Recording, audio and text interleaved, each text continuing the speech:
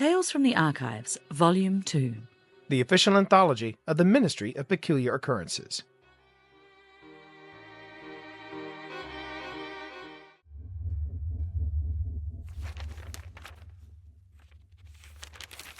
Welly? Yes, Miss Braun? I don't mean to be a bother. As you know... Out with it. What did you break? I've not broken anything. Lately. It's just... glancing at some of these newly discovered cases, we've got quite a few incidents involving the House of Usher. Well, they are quite nefarious. It got me thinking. Wellington, why did they kidnap you? It is obvious, isn't it? They wanted access to the archives, to its secrets. What else would it be? Perhaps something to do with your upbringing? You did come from a rather privileged... Eliza, I'd prefer my past to be my own. Honor this. Please. Of course. But Wellington, as we are partners, you would tell me if there is something I should know, yes?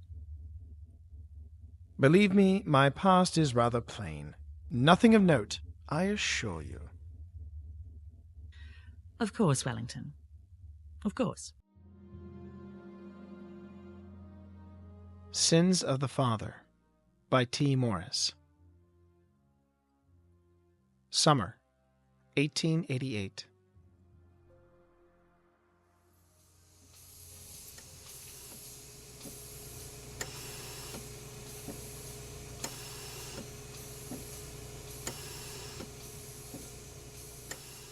The air never smelt right. It stopped smelling normal when the iron lung was installed. It tasted of metal and carbolic acid, and did indeed feel like it was burning its way down his throat. Arthur didn't give a damn. He was alive.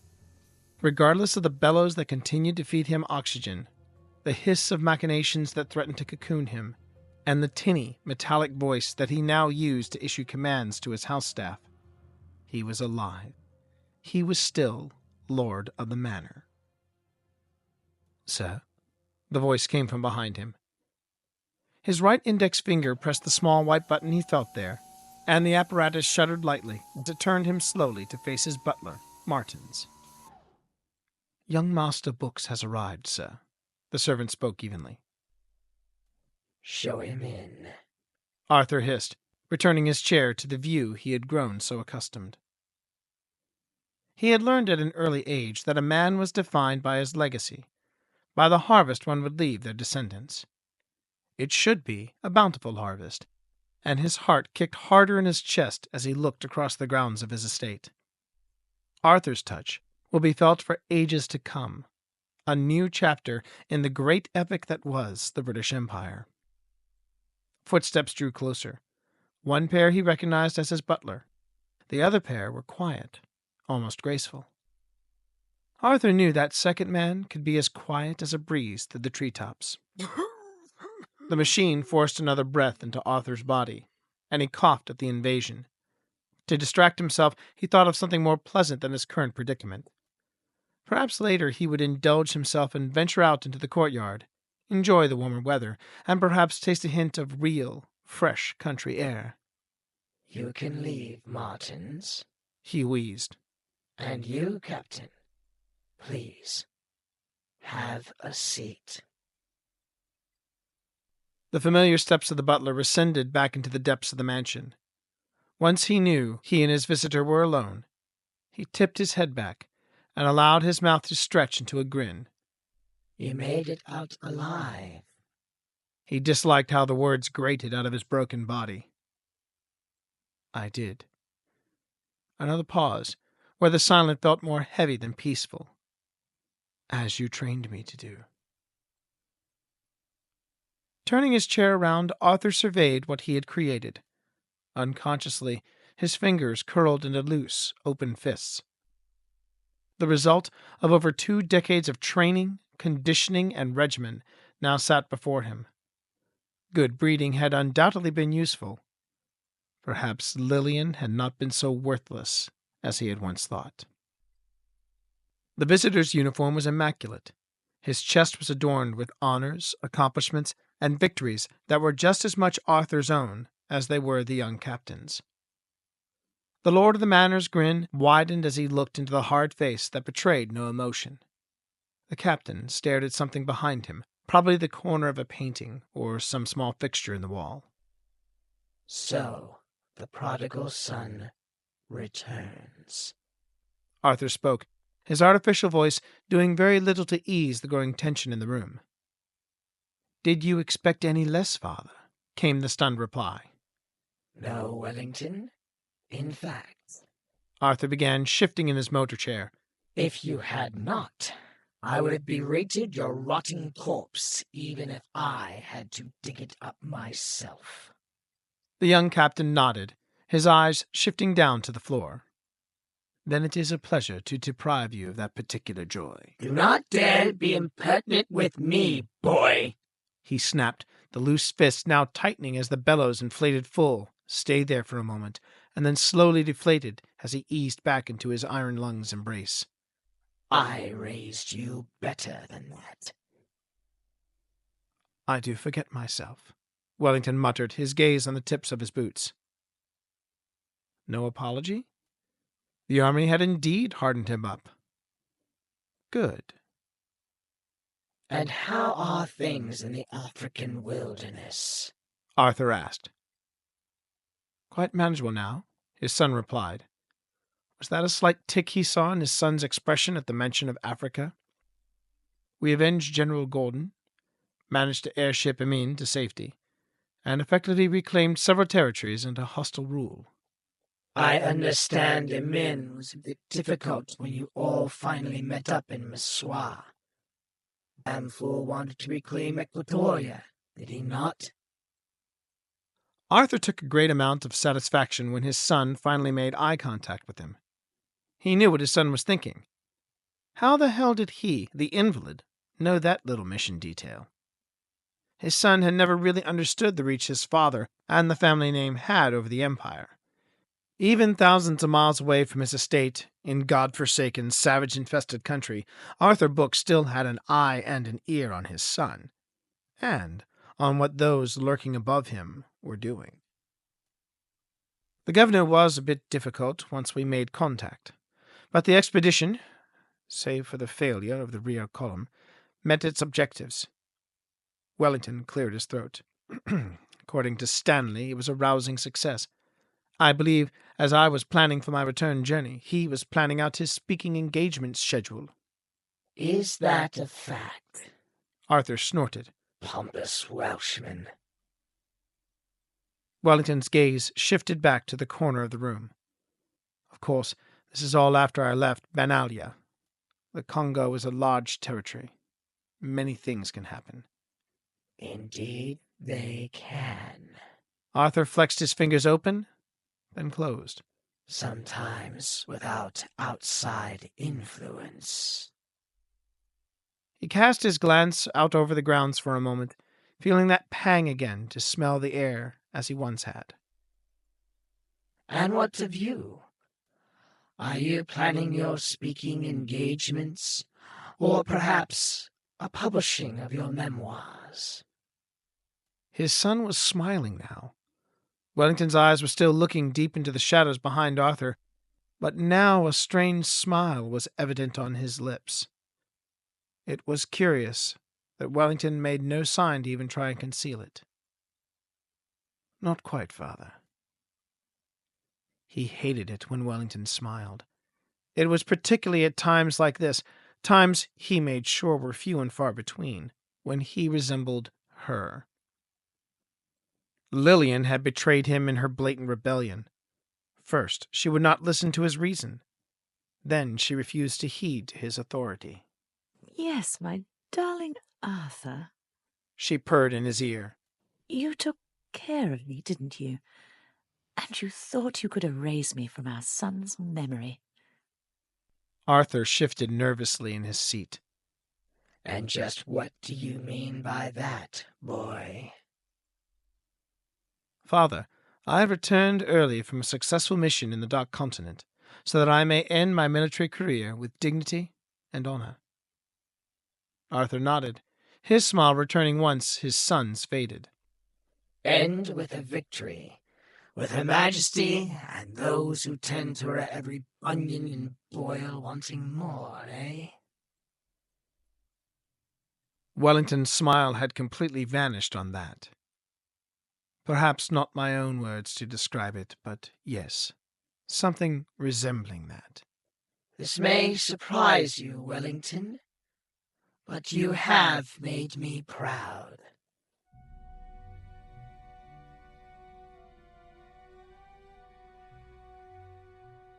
The way his son started, Arthur would have thought the boy had pissed himself. He chortled. Oh, but you have, my son. You left this estate as a product of training, conditioning, and discipline, in desperate need of refinement. I only reached captain, father, Wellington said, his jaw tightening.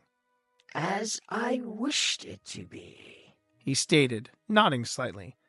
Again, his son's gaze returning to meet his own was most satisfying. Son, I wanted you to taste ambition, be it conscious or not.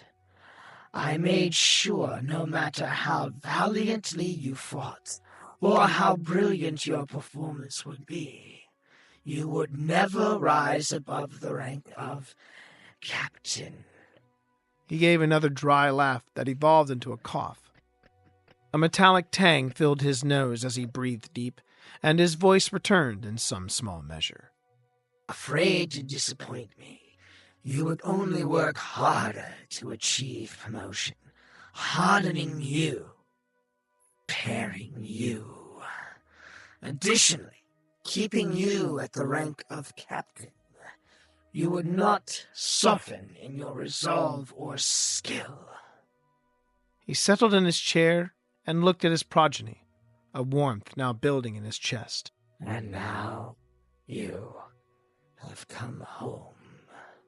His pride was now an inferno, and it had been so long since Arthur felt anything in his body react to such primal urges. Are you ready, son? I am. The warmth in his chest subsided as Wellington's smile returned. Are you? Wellington asked. Now the only part of him tingling was the fingertips resting gently on the red buttons built into his handrest. Of course I'm ready. It is time for you to claim... To live my life, father, he interjected, by my own morals and my own regimen, no longer yours. A dryness now clutched at Arthur's throat, and tightened even in spite of the iron lung's effort to keep him breathing comfortably. I beg your pardon. Wellington paused, narrowing his eyes on him. You beg my pardon? Will wonders never cease? He stood, without asking for leave, and held his eye contact. I have come here, as a courtesy, to let you know that I have taken a position in Her Majesty's government. This position and its demands will probably limit our contact in the future. He gave a light chuckle. Well, I was planning to limit our contact in the future regardless. Better for both our sanity. Arthur's fingertips itched. Why was I not consulted about this? Because it is not your concern, Wellington replied smartly. If you are involved, Arthur spoke, hating the slight waver the iron lung was giving his voice, then it is very much my concern. Wellington shrugged lightly, crossed over to the door, took off his uniform hat, and set it on a small end table there. He returned to the seat before his father, glanced outside, then locked his eyes with Arthur's. When I was a child, yes, my concerns were yours. When I was a young man leaving school, yes, my concerns were still yours. He leaned forward, the creaking of his chair sounding far louder than Arthur knew it truly was. The moment I fired my first bullet. The moment I took my first human life. The moment I felt a friend's blood run down my hands. My concerns became my own. You believe that, do you? Most assuredly. Wellington tilted his head to one side, and that smile Arthur detested so much returned. I found employment on my own, and I intend to pursue this career with great zeal and determination. I came here, as I said earlier, out of courtesy. You gave me a life, he said, motioning around the two of them, if you can call it that much. At the very least, you have earned that. A position in Her Majesty's government, you say? Arthur's fingers slipped away from the two red buttons. He fought back a smile of his own. So where have you placed yourself? A clerical position. Bellows rose and fell faster now as the Lord of the Manor's rage began to build. No, this wasn't happening. This little whelp would not betray him as well. Clerical was the only thing he could manage to gasp out. Yes, clerical. But your skills, your ability... are my concern now, not yours. Damn your eyes, I groomed you for better things! His natural voice was ravaged and painful, even to his own ears. Its metallic assistant cut in and out as their coils and diaphragms were overwhelmed by Arthur's sudden outburst. He felt spittle cooling on his chin. And this was when he realized he was also leaning forward, and the brass tubes that were connected to his lungs were tugging painfully at him, beckoning him back into the motor chair. He had taken in a few more deep breaths. A wave of nausea swelled inside his stomach as he eased back, but he fought the urge to vomit. After a moment, he lifted his head up and looked at his son. His ungrateful, treacherous son. How will you survive, boy? Arthur hissed. Live in the barracks, or perhaps some halfway house for those who served Her Majesty's army? Hardly the lifestyle you are accustomed. He let that sink in for a moment with him. I'll disinherit you. Father, there were 2 mistakes you made in raising me all on your own. Wellington stood. Arthur immediately recognized the gaze in his son's eyes, and he felt another wild rage blossom in his chest. One of those mistakes was grossly underestimating Mother. You will not mention that harlot in this household, he wheezed. Not while I am still master of it. Wellington nodded. Of course not. But still you did underestimate her. She left me a bit of property in... He paused and shook his head. No, I prefer you didn't know about it. Instead, I will simply assure you that you will never find it and have no hold on it whatsoever. The property is in the name of her side of the family, not yours. I will destroy you. And destroy what has been your crowning achievement, Arthur Books? Your legacy? If you truly wanted me dead, I would be. He held out his arms, mimicking the crucifix on the mantel just above the room's fireplace. Go on. Yes, Arthur, please. Lillian's ghost implored. I've missed him so. Reunite us. Wellington's arms lowered, and again pity welled in the young gentleman's eyes. As I thought. He crossed over to the end table. Arthur could see Wellington in the corner of his eye replacing the officer's hat on his head, and checking it in the mirror as he spoke. There is no need to make inquiries of where I will be, Father, as this organization is quite secretive. In fact, I was sought out by its director. He was most impressed by my performance in logistics, and remained quite adamant in drafting me for this position.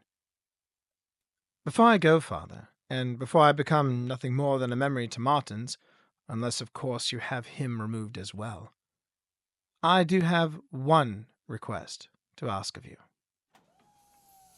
Arthur turned the chair to face Wellington. She had the audacity to ask of something from him? He thought he had purged that bitch's influence. I know the truth about Mother, but I want to hear it from you. A small thing to ask, I'm sure, as the deed was a trivial one. When Wellington turned to face him, Arthur's rage vanished. He had done it, and he wanted to be proud. So very, very proud. How did you do it? I am so proud of you, Wellington. Arthur tipped his head back, committing to memory the image of Wellington standing there, believing that he was the victor. This was not over. No, this was all far from over. With pistons pumping and the engine of his motor chair lightly thrumming, Arthur turned his seat away from the decorated, honored captain and moved closer to the window. Yes, a taste of fresh air. That would do the trick right now. He heard the footsteps continue down the corridor, pause, and following a brief, muffled conversation with someone, Martin's perhaps, the soldier was gone. At least, for now. The wind, silent as well as invisible from his side of the window, pushed through the trees and along the grass, giving his estate the semblance of the ocean. A memory surfaced of a 4-year-old child in the strong, secure hold of his mother. They had spun around in such a breeze, their laughter audible from where he watched them. He was to have been the heir of the Books estate, but Arthur had wanted more. He had wanted to leave his mark on the British Empire, and while he had passed his time, on the account of a weak man who had failed him in every way imaginable, he saw a new opportunity of fulfilling a destiny in his son, Wellington Thornhill Books. That epiphany had come to him when he watched his son play and frolic with his mother. When he had heard their laughter, when he saw their bond, he knew what had to be done. Father, mother, and son, their path had been set on that fateful day. It could not, nor would not, be allowed to end this way. The soft click of the bookcase dissipated the memory, the faces of wife and son slipping from view as fog burned away by the morning sun. The pair of footsteps walked up behind him, but did not draw as close as Wellington had only moments ago. Perhaps it was the chair that frightened them. The woman did not outwardly show her disdain for his condition, but he could see it in her posture. It lingered in her eyes. It is a shame about your son, my lord. She spoke. A great loss to the house. His chair chugged and whirred around again. The woman he found quite stunning, even though at this moment she appeared as a cut-out shadow in the bright daylight of the room. He wondered if the deep crimson eyeliner she wore was some odd intimidation tactic of her order. He found it rather stimulating. A curiosity, considering the doctors had told him such carnal urges would be denied once the iron lung was affixed upon his person. The oaf sent to protect her looked like a caveman wearing a dark mourning suit. Utterly ridiculous. Do you believe my work to be lost? His laugh made her flinch, and her reaction only made his loins ache for her. My dear child, I spent 2 decades in that ungrateful whelp.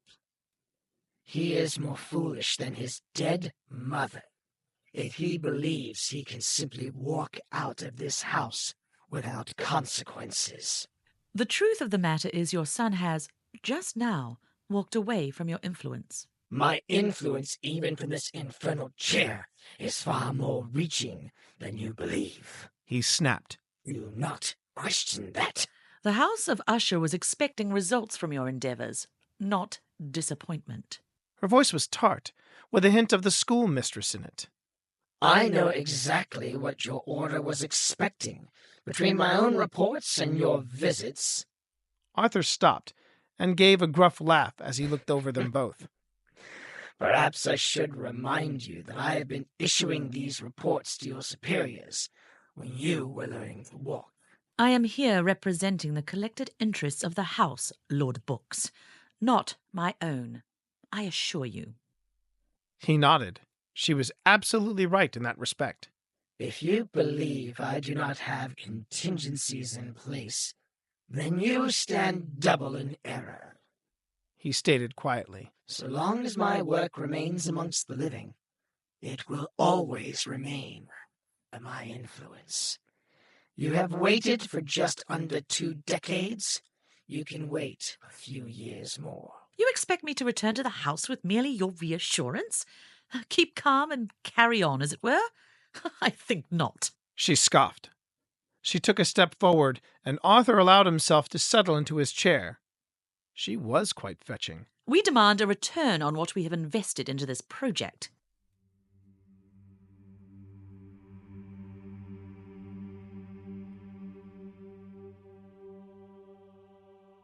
Arthur smacked his lips silently. He was thirsty. Do you now? The gorilla took a step forward. Very well, then. If this was the way she wished to carry out her duties, it is her burden to bear, not his. His eyes narrowed on the lumbering man. Tell me something. Can you speak? He blinked, looking back at the female for a moment. Was this idiot asking for her permission to reply? It is a simple question, and one I believe you do not need the graces of your counterpart to answer adequately. Can you speak?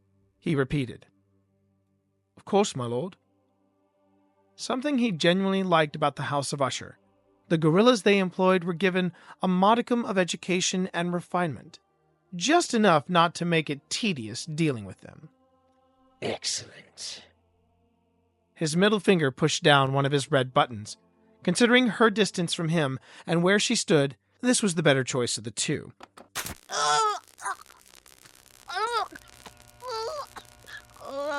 The two leads launched from their concealment just above his head. One drove itself into the curvature of her right breast, the other lodged itself into her wrist. She had no time to reach for either dart before the electricity entered her body. The woman jerked lightly at first, but her quivering grew as a whine rose from the life-granting device around Arthur. Her guard took one step. I wouldn't. And he motioned with his eyes to where his ring finger stroked and tapped a second red button. It was a macabre, bizarre dance of sorts the usher woman enacted for his pleasure. And as foam seeped from between her beautiful, full, ruddy lips, Arthur felt a twitch under his lap blanket. The electricity continued to pump into her, even after she had fallen to the floor. The twitches only ceased once the generators in his chair silenced. His thumb pressed the yellow button underneath it, and the wires tore free of the woman's pale flesh and retracted back into his chair. You will take back to your lords at the House of Usher 2 missives. The first one, a reminder. Do not make demands of me, ever. While there has been a marginal investment from your order, I remain the most vested into this creation of mine, and my methodology will remain under my possession until such a time where I will share it. Any further sign of impertinence from your people, I will take as a sign of hostility. He motioned to the dead woman on the floor. We would not want that, now would we? No, my lord, he said, nodding so emphatically it seemed like his head might fly off. Arthur thought for a moment about that possibility, but then dismissed it before continuing. The House's involvement into my endeavors has been on my sufferance. Testing my patience any further will only yield more disappointments than dangers. Arthur then looked him over. The other is a recommendation. Elder Goddard is still in your order, yes? Yes, sir, he is. Please tell him I send you with a formal introduction. The middle finger of his left hand pressed the button underneath it. a card popped up from the armrest. The man started to reach for the ivory-colored card, but hesitated. Definitely more than he appeared. Go on. Arthur spoke in as soothing a tone as the vocalizer allowed. Take it. The man gave Arthur a weak smile, trained his gaze on the card as he slowly leaned in, and quickly snatched the card and withdrew, all in one fluid motion. You are an intuitive young man. You should not be condemned to the life of cannon fodder. Thank you, my lord. He rotated his chair away from the remaining usher representative. Now, collect your colleague and leave my estate. Arthur could hear the man take up the corpse and stomp back through the passage where they had earlier emerged. They would steal away and leave him be, but the House of Usher would not disappear completely. He had absently wondered when that secret society of Goddards would grow more anxious and perhaps aggressive in their curiosity over his project. Arthur had been able to manipulate them into doing his bidding on those rare occasions that his own resources were not sufficient.